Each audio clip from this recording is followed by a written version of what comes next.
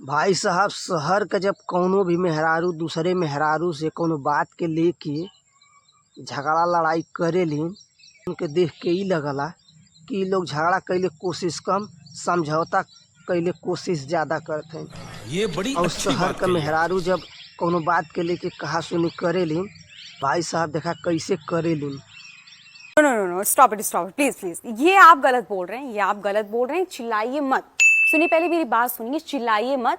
हम ये सारी बातें आराम से बैठकर भी बात ओह माय गॉड इम्पोर्टेंट देखिए, हम ये सारी बातें आराम से भी बैठ के कर सकते हैं। ऐसे चिल्लाने से कोई बात नहीं होती है। श्योर, आइए बैठ के बातें करते हैं हम लोग, प्लीज। और जब गांव का मेहरारू कौनो बात के लेके झगड़ा लड़ाई करेलिन तो ऊ कैसे करेलिन और कहेलिन एहू के देखेला। आओ हमसे लाग नहीं आता ही हमसे लागू आज कौन तुक बात न हो हथवा कलम कर देव आव लड़